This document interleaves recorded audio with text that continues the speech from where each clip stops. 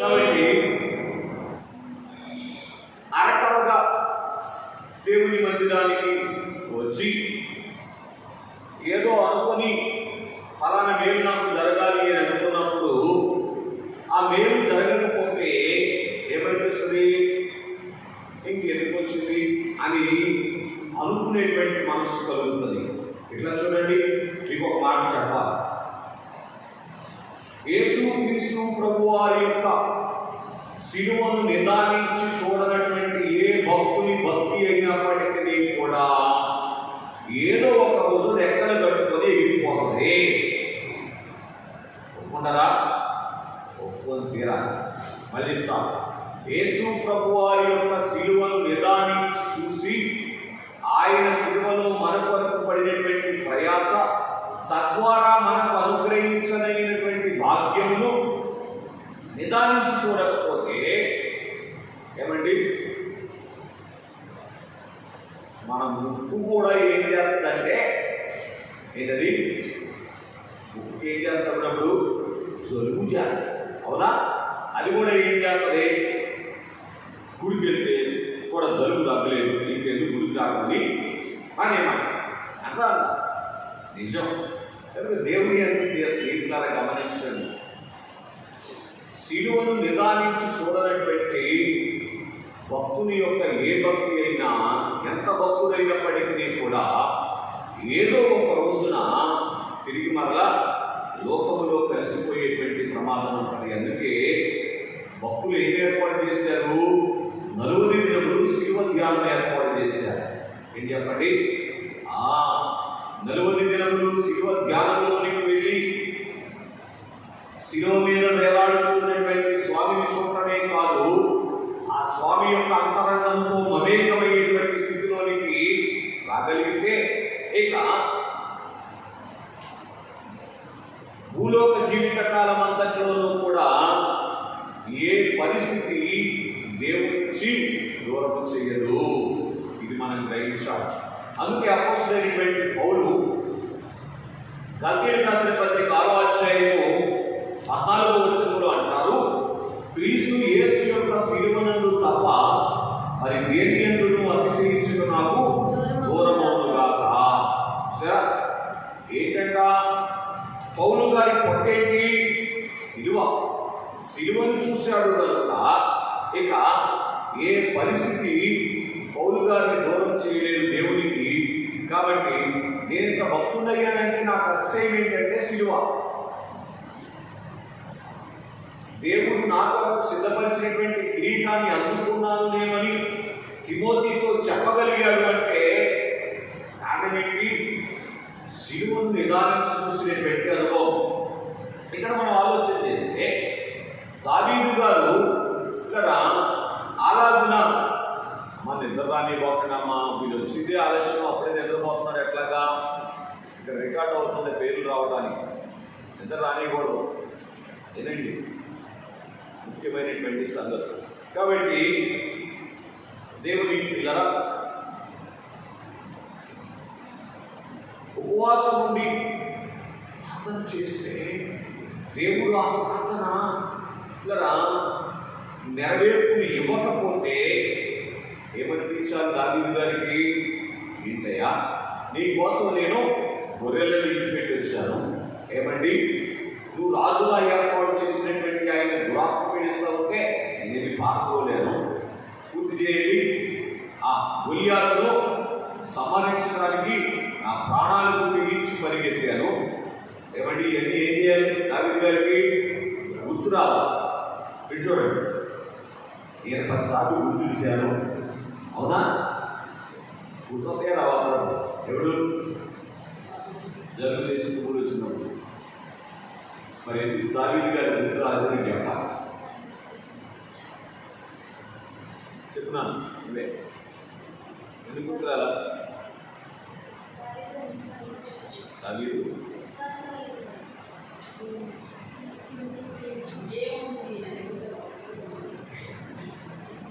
వినండి, దావీదు గారు ఎప్పుడైతే నిదానించి సిలువను చూస్తూ ఉన్నారో, సిలువ మీద ఏమంటే పెళ్లి కుమారుడైనటువంటి యేసుక్రీస్తు ప్రభువారు దావీదు గారి కొరకు చేసిన ఏం జరిగిందో తెలుసా? అసలు దేవుడు నాదే అంటే చెప్పడం సార్, నా దేవుడు నువ్వే చేయలేదా? నా దేవుడు నా కొరకు చేసిన కార్యము కంటే నేను ఆయన కొరకు ప్రాణం పెట్టినా అదే పెద్ద ఎక్కువ కాదు. ఇది పెళ్లి కుమార్తె ఉండాల్సినటువంటి పౌరుషం. అర్థమవుతుందండి? ఆ స్థాయిలోనికి ఎందుకు దానికి రాగలిగాడంటే ఏమండి, పెళ్లి కుమారుడైనటువంటి ప్రభువు తన వరకు ఎంతగా ప్రయాసపడుతూ ఉన్నాడో నిదానించి చూశారు. ఆయన ప్రయాసము నా ప్రయాస ఎంత అనేటువంటి అనుభవం ఎప్పుడు దొరుకుతుందో తెలుసా? నిదానించి సిలువను చూసిన రోజున. కనుక ఎప్పుడైతే ఉపవాసంలోనికి వెళ్ళారో దావీదు గారు, ఏ సహవాసంతో దొరికిందో తెలుసా? సిలువ సహవాసం దొరికింది.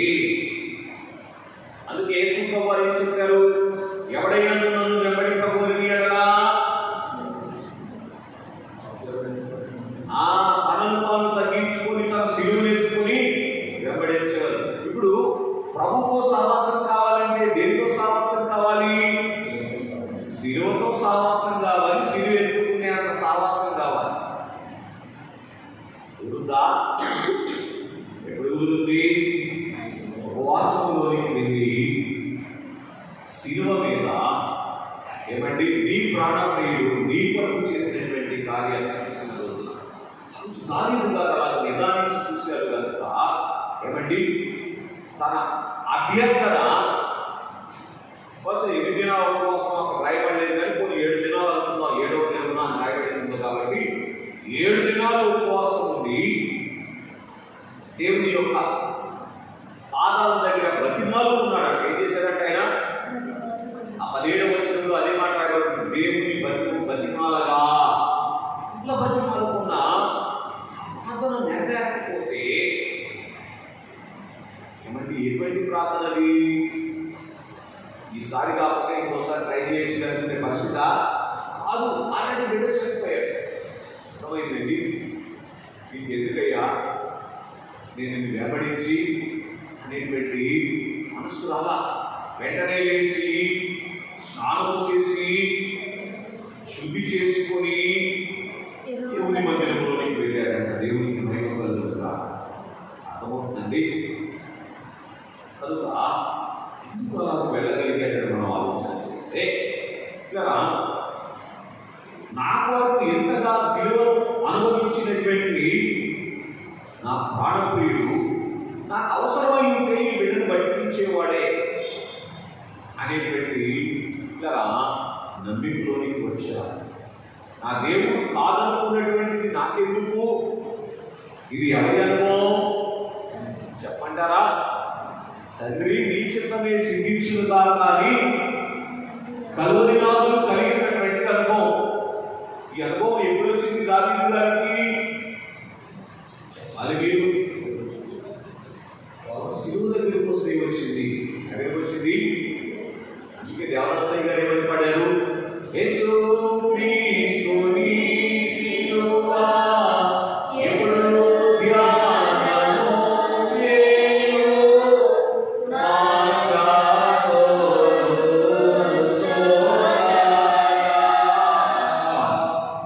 ఎప్పుడు ధ్యానం చేయాలంటే యేసు ప్రభువు సిలువ 4 దినాలా? ఎప్పుడు ధ్యానం చేయాలి. ఎప్పుడైతే సిలువను ధ్యానించకుండా ఉంటామో అప్పుడే మనము ఏమండి భక్తి అనుభవంలో నుంచి బయటికి వెళ్ళిపోతాం. కఠినమైన మాట మీరు అనుకోకపోతే ఉన్న మాట చెప్పాలి. భక్తి వేషములో ఉంటాము కానీ భక్తి అనుభవంలో ఉండలేమో. దేంట్లో ఉండలేమో? భక్తి అనుభవంలో ఉండలేము. అంటే బహిరంగానికి వెంబడిస్తాము కానీ అంతరంగంలో వెంబడించాము. ఎప్పుడు సిలువను ఒక్క రోజు ఒక్క క్షణం చూడకపోతే ఇదంతా ఏమైపోతుందంటే భయభక్తి అయిపోతుంది, పెదాల భక్తి అయిపోతుంది. కాబట్టి స్నేహితులరా, దావీదు గారి జీవితంలో ఎప్పుడైతే సిలువను విచారించి చూశారో దేవుని చిత్తాన్ని దృఢీకరించినటువంటి మనసు లేదా దేవుని చిత్తానికి లోబడిపోయాడు. ఎలాగంటే కలువరినాథుడు యెస్సమనే తత్వం ఎలాగైతే తండ్రి నీ చిత్తమైతే ఈ గిన్నె నా యొద్ద నుండి తొలగించుమో, ఆయనను నా ఇష్టము కాదు నీ చిత్తమే సిద్ధించునుగా అనేటువంటి అనుభవంలోనికి వచ్చారో ఆ కలువరినాథులతో ఏమయ్యారు చెప్పండి, అమేకమైపోయారు. ఇట్లా చూడండి, శిలువ ధ్యానం ఎందుకో తెలుసా? శిలువ బలిపీఠం మీద ఆయన ఎలాగున ఏమండి బలి అయ్యారో అలాగున మనము ఆయనలో ఉండి బలి అయ్యేటువంటి అనుభవంలోనికి రావడానికి శిలువ ధ్యానాలు. ఇదే బుధవారం రోజు మీతో మాట్లాడినటువంటి సందేశం ఎంతమంది విన్నారో నాకు తెలియదు. కాబట్టి స్నేహితుల ఇలాగున దేవుని యొక్క చిత్తానికి లోబడేటువంటి మనస్సు తాను కలిగేటువంటి వారుగా ఉన్నారు అని మనం చూస్తూ ఉన్నాం. రెండవదిగా మనం చూస్తే సమూయేలు అదే వచ్చిన చదవండి 2వ అధ్యాయం 20వ వచనం. అప్పుడు దావీదు నేల నుండి లేచి స్నానము చేసి తైలము పూసుకొని వేరు వస్త్రములు ధరించి యెహోవా మందిరంలో ప్రవేశించి మ్రొక్కి తన ఇంటికి తిరిగి వచ్చి భోజనము తెమ్మనగా వారు వడ్డించిరి. అందరూ భోజనం చేశారు. కనుక దేవుని యందు ప్రియ స్నేహితులారా, దేవుని చిత్తములో తాను నెరవేర్చేటువంటి అనుభవంలోనికి వచ్చారు దావీదు గారు. దేవుని చిత్తం ఏంటి? ఆ బిడ్డ విషయంలో ఏమండి, ఆ బిడ్డ యొక్క మరణాన్ని అంగీకరించడం ఎవరి యొక్క చిత్తము? దేవుని చిత్తం. ఆ బిడ్డ మరణాన్ని ఎలాగైతే కలువరినాథులు అంగీకరించారో తండ్రి అయినటువంటి దావీదు గారు కూడా ఏం చేశారు? అంగీకరించేటువంటి స్వస్తి భాగ్యంలోనికి వచ్చారంటే కలువరినాథులు ఉన్నటువంటి మనస్సులోనికి ఆయన వచ్చినటువంటి వారుగా ఉన్నారు. మూడవదిగా మనం చూస్తే సమూయేలు 2వ గ్రంథం 12వ అధ్యాయము 23వ వచనం చదువుకుందాం. ఇప్పుడు చనిపోయెను ఇప్పుడు చనిపోయేది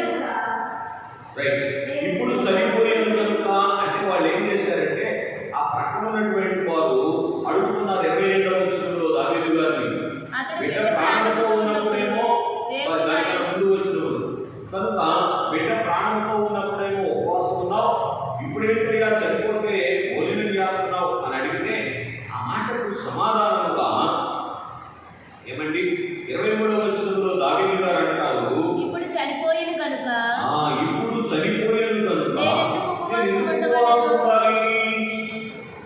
వారిని తిరిగి రప్పించగలనా? నేను వాని యొద్దకు పోవుదును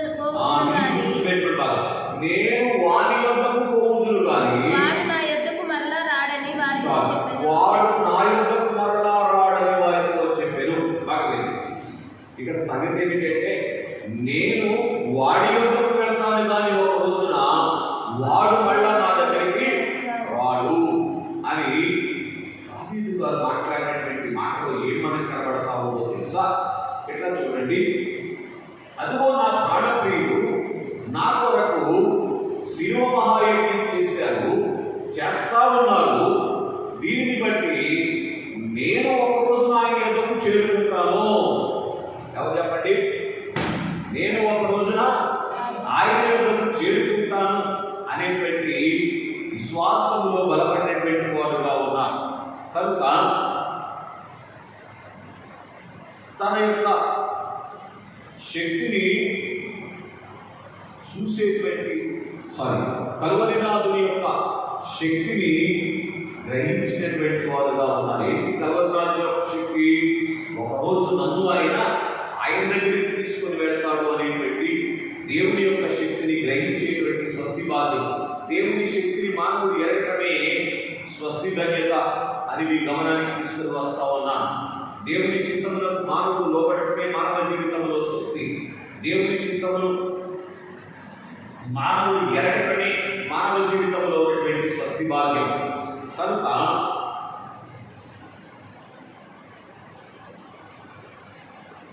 అదే వచ్చిన ఇంకోసారి మీరు చదవగలిగితే అందులో ఉన్నటువంటి సంగతి ఏమిటి అంటే ఇప్పుడు చనిపోయిన కనుక నేనెందుకు ఉపవాసం ఉండవలెను?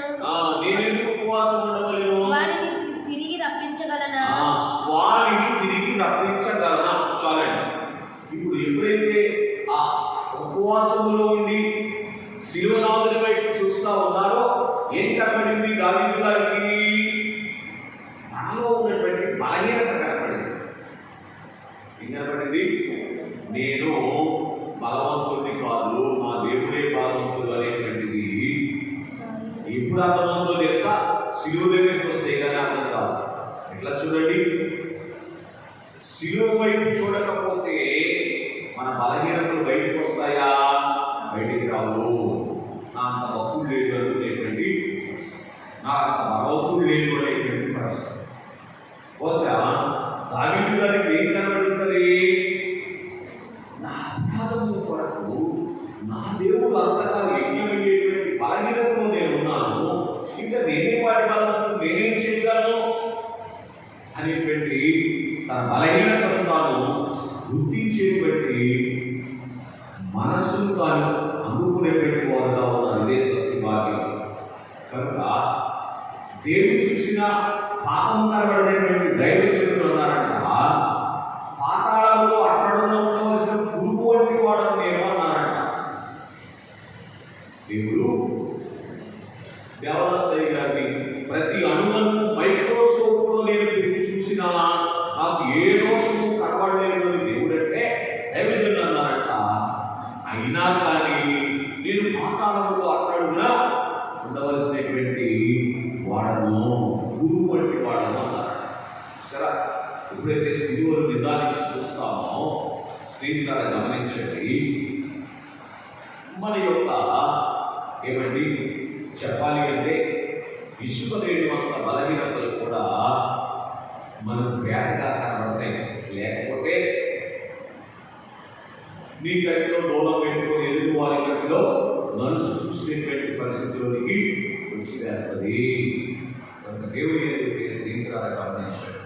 కనుక దావీదు గారి జీవితంలో తన శిలువను నిదానించి ఉపవాసంలోనికి వెళ్ళి చూడాలని బట్టి తన బలహీనతను నేను తుల్యాత్మలు గెలిచాను కానీ దేవుడి సహాయాన్ని బట్టి ఏమండి ఏదో చేసుకుంటూ వచ్చాను కానీ ఇదంతా నా బలం కాదు, గుర్తు చేయండి, దేవుని బలం, నేను బలహీనుడను అని ఒప్పుకునేటువంటి స్థితిలోనికి, ఆ స్వస్తి భాగ్యంలోనికి దావీదు గారు తీసుకొని వచ్చినట్టుగా చూస్తున్నాం. మరి ఒకటిగా దేవుని పిల్లరా, 5వదిగా సమూయేలు 2వ గ్రంథం 11వ అధ్యాయము 27వ వచనం చదువుకుందాం. అబ్షాలోము అతనిని బతిమాలినందున అండి రాజు అమ్మోను తన కుమారులందరూ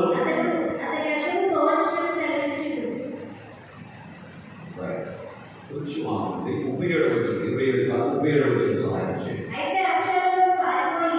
అయితే అబ్షాలోము పారిపోయి అబీహు కుమారుడైనటువంటి తమయ్యను యెషూరాలో చేరెను. దావీదు అనుదినము తన కుమారుని కోసం అంగలార్చుచుండెను. ఆగండి, శ్రీకార గమనించండి. సంగతి ఏమిటంటే తన కుమారుడు తప్పిపోయేటువంటి అనుభవంలోనికి వచ్చినప్పుడు ఏమిటి దావీదు గారు అంగలార్చేటువంటి స్వస్తి భాగ్యాన్ని కలిగి ఉన్నారు.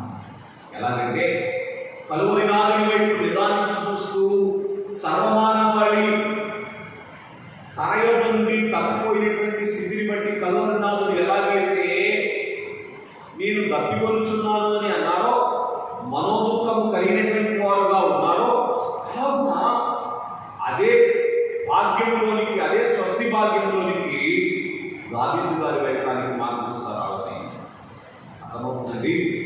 శ్రీకార గమనించండి. ఈ రీతిగా దావీదు యొక్క జీవితంలో శిలువను సమీపించినటువంటి అనుభవం ఎక్కడికి తీసుకుని వెళ్ళింది అంటే, ఇలా శిలువ నాదులతో మమేకమై సింహాసన భాగ్యం అనుకునేటువంటి అనుభవంలోనికి తీసుకుని వెళ్తా ఉంటే మీ గమనానికి తీసుకుని వస్తా ఉన్నాను. కనుక తగ్గిపోయినటువంటి కుమారుడు బట్టి ఏమండి అంగలార్చేటువంటి మనసు ఎవరి మనసు? కల్వరినాథుని యొక్క మనసు. ఈ మనసు దావీదు గారు అందుకొని స్వస్తి అనుభవంలోనికి వచ్చారు. ఆరవదిగా సమూయేలు 2వ గ్రంథంలోని 18వ అధ్యాయము 29వ వచనం చదువుకుందాం. 18వ అధ్యాయం 29వ వచనం. రాజు బాలుడగు అబ్షాలోము క్షేమముగా ఉన్నాడా అని అడగగా అహిమయస్సు యోహాబు రాజసేవకుడగునైనా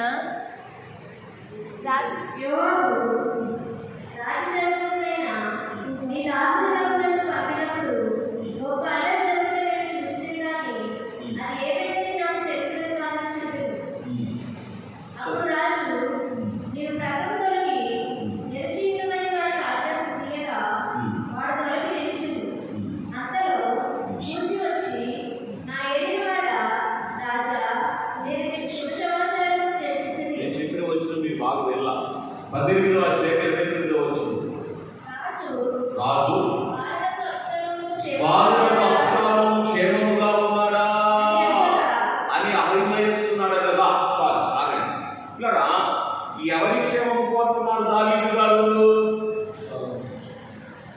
సరిగ్గా చెప్పండి సార్. తన శత్రువు యొక్క క్షేమం కోరుతా ఉన్నాడు. ఎందుకు అబ్షాలోము శత్రువు అంటున్నాను?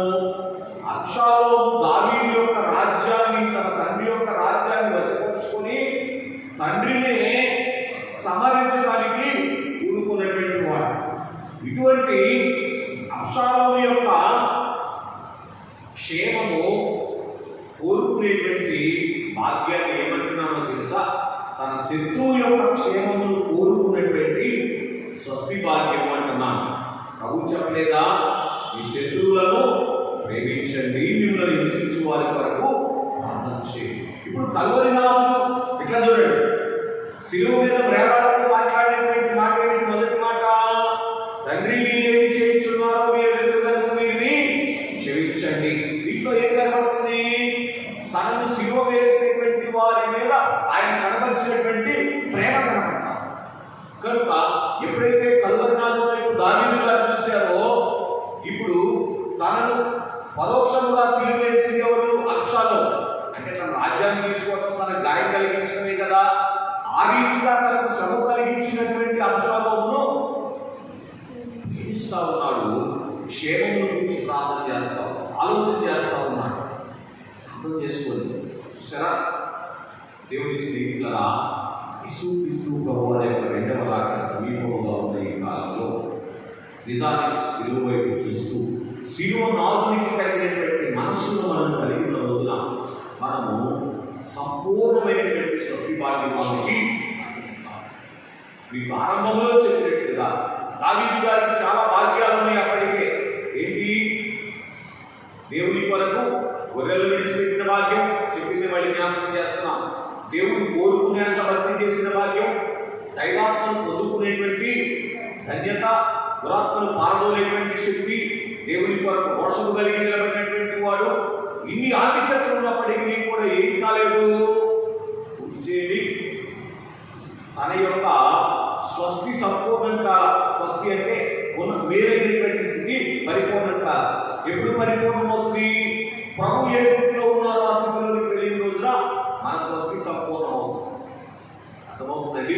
కాబట్టి ఇక్కడ స్వస్తి అంటే ప్రభు ఏ స్థితిలో ఉన్నారంటే, ప్రభు ఏ మనసుతో ఉన్నారో ఆ మనసులోనికి మనం వస్తేనే మన మనసు మంచి మనసు అవుతుంది. స్వస్తి అంటే అర్థమేంటి? మంచి అంటే దేవుడు అంగీకరించేటువంటి మనసు, దేవుడి దగ్గర కూర్చోవడానికి సరిపడినటువంటి మనసు. ఇది స్వస్తి. అర్థమైందనుకోండి, రైట్?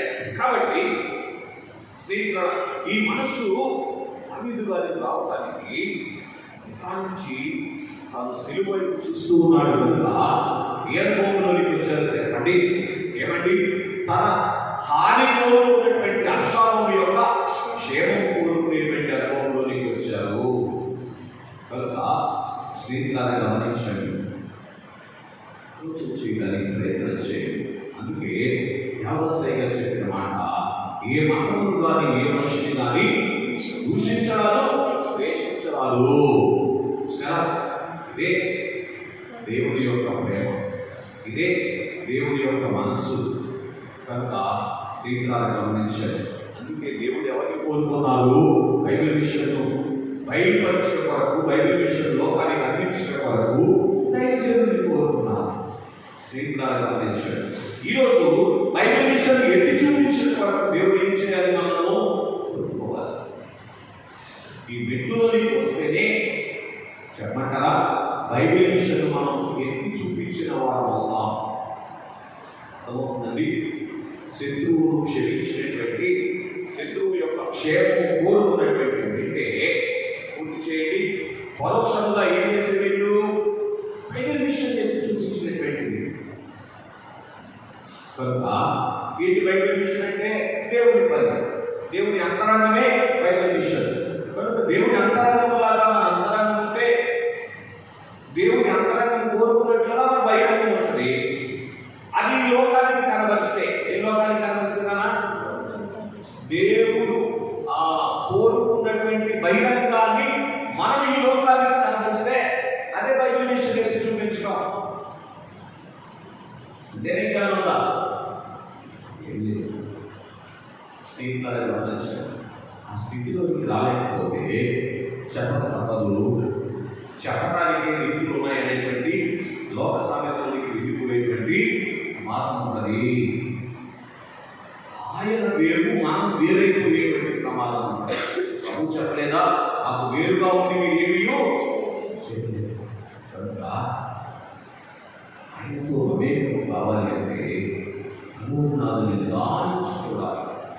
అలా నిదానించి ఉపవాసంలోని, శిలువ సహవాసంలోనికి వచ్చినప్పుడు ఇలా ఎంత గొప్ప ధన్యత అంటే, హాని తలపెట్టినటువంటి వారి యొక్క క్షేమం కోరుకునేటువంటి ఏమండి మనస్సు వృద్ధి చేయండి.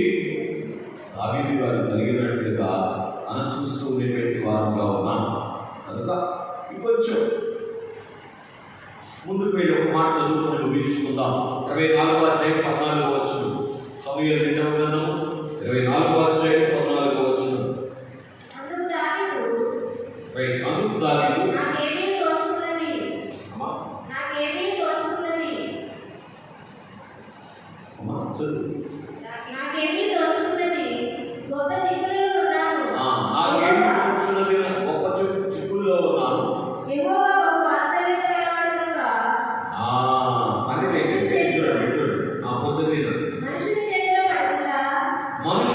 మనుషుని చేతిలో పడకుండా యెహోవా చేతిలోనే పడుదుగాక అని దావీదునేమో. సంగతి ఏంటంటే, ఇక్కడ ఒక చిన్న పొరపాటు చేశాడు దావీదు గారు. ఏంటి? ఇశ్రాయేలీయుల సైన్యాన్ని లెక్కేశాడు. ఆ అధ్యాయం 2 వచనాల్లో ఉంటుంది. దేవుడు ఏమన్నారంటే, మీ సైన్యాన్ని లెక్క ఇవ్వకని చెప్తే ఎందుకో దావీదు గారికి ఆ తలంపు వచ్చేసింది. అది అపవాదిని వేరే అనుకోండి, అది రాయబడిన మాట. కనుక దేవుడి పిల్లరా, కాబట్టి ఏం చేశారు? ఇక్కడ సైన్యాన్ని లెక్కించినప్పుడు అది దేవుడి దృష్టిలో నేరమైంది కనుక దేవుడు ఏం చేశారు? ఇలా మూడు ఆప్షన్లు పెట్టారు దావీదు ముందు. ఏంటేంటి? చదవలేదా? పైవచనంలో ఉన్నాయా? 11వ వచనం. ఉదయం దావీదు లేచినప్పుడు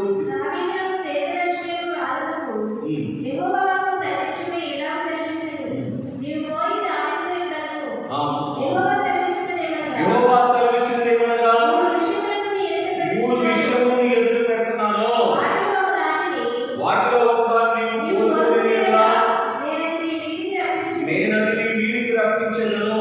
ఏంటంటే 3 విషయాలు అంటే 3 ఆప్షన్లు ఇచ్చారు. ఈ 3 ఏది కావాలో కోరుకో.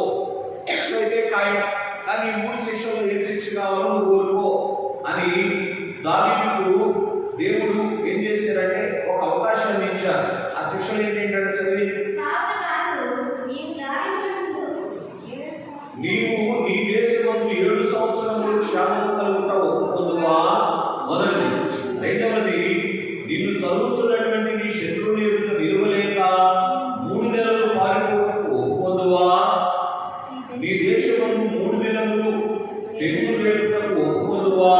అని ఈ 3 ఆప్షన్లు, అంటే 3 అవకాశాలు, దీంట్లో ఏ శిక్ష రానేమంటావు అని దేవుడు దావీదు గారికి ఏం చేశారంటే అవకాశం ఇచ్చారు. ఇది బాగా ఆలోచించేది. ఇప్పుడు దావీదు గారు ఏమంటున్నారు చెప్పండి? మనుషుల చేతిలో పడకుండా 14వ వచనం, యెహోవా బహు వాత్సల్యము గలవాడు కనుక నేను మనుషుల చేతిలో పడకుండా యెహోవా చేతిలో పడుతున్నాను. ఎందుకన్నాడు ఆ మాట? ఎందుకన్నాడు? దేవుని యొక్క వాత్సల్యం దావీదు గారికి ఎట్లా కనబడింది? Very good. శిలువ మీద తన కొరకు యజ్ఞమైనటువంటి స్థితి దేవుడు తన కొరకు ఎంతగా ప్రయాసపడుతూ ఉన్నారో ఇట్లా దావీదు గారు ఆ ఉపవాస సహవాసాన్ని బట్టి మనోనేత్రాలతో చూశాడు కనుక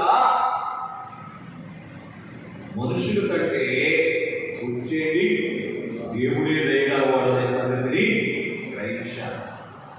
ఈరోజు భక్తుల సంగతి మనుషుల వరకు దేవుడిని విడిచిపెట్టేటువంటి సంగతి దేవుడు కాదు లాభపడాల్సింది, అవునా కదా? కానీ ఇక్కడ దావీదు గారు ఏమంటారంటే యెహోవా వాత్సల్యము గలవాడు కాబట్టి దేవుడి చేతిలోనే పడతాను. సరే, ఈ సంగతి దేవుని యొక్క దయ ఎంత గొప్పదో ఏమండి? ఇందాక ఆరంభంలో మనం మధ్యలో పాడుకున్నట్లుగా దేవుని యొక్క ప్రేమను, శిలువ మీద తన కొరకు వేలాడుతున్నటువంటి ప్రేమను దావీదు గారు చూశారు. కనుకని ఎవరి ప్రేమ కావాలని అర్థమైంది? కలువరి నాలుగు నా కొరకు ఇంత ప్రేమ కావాలంటే ఆయన చేతిలోనే పెట్టుకుంటాను, ఆయనే నన్ను కనికరిస్తారు. చూసారా? అందుకే మళ్ళీ జ్ఞాపకం చేస్తాను, కలువరి శిలువను ఏమండి మేఘమెక్కే వరకు మన యొక్క లలాటం మీద ముద్దలుగా ఉంచుకోవాలి. అంటే పచ్చబొట్టు పొడుచుకోమని చెప్పట్లేదు సుమా, అంతను బొమ్మల మధ్య గుర్తి శిలువ శిష్యము వేలాడుతూ ఉంటారు. శిలువ మీద వేలాడుతూ ఉన్నటువంటి కలవరిని ప్రత్యక్షత నిత్యము చూస్తూ ఉంటారు. దైవజనుడు చెప్పినటువంటి మాట, ఏ పనిలో ఉన్నప్పటికీ కూడా ఏ తలంపు కలిగి ఉండాలి?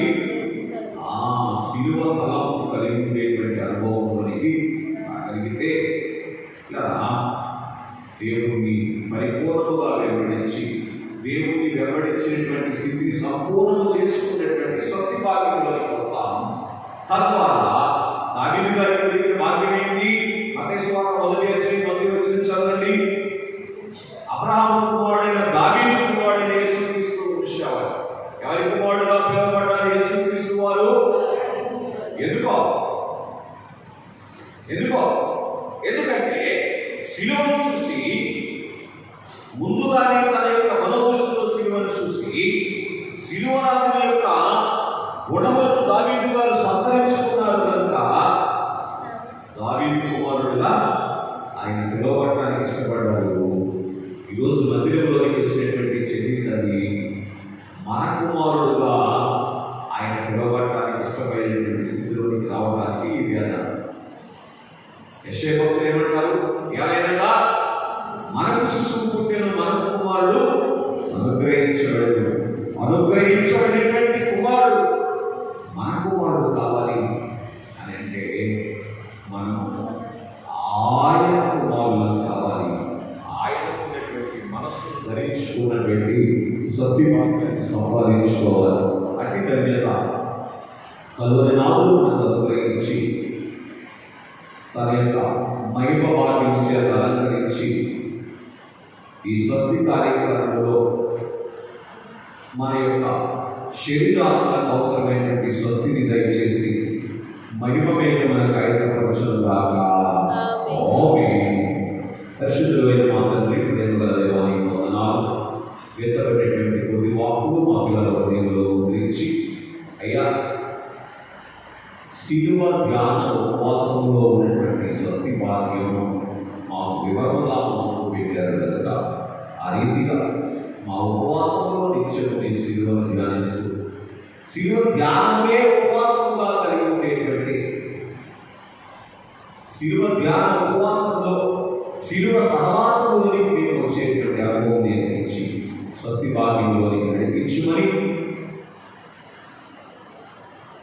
కలువరి నాలుగు ప్రాణప్రియుడు నిరంతరము బలిపేట మీద యజ్ఞమవుతున్నటువంటి దేవుని కొరికైనటువంటి యేసుక్రీస్తు వారి పేర వేడుకుంటున్నాం మా పరమ తండ్రి. ఆమేన్. ఒక నిమిషం 9 నిమిషాలు ధ్యానంలోకి వెళ్దాం.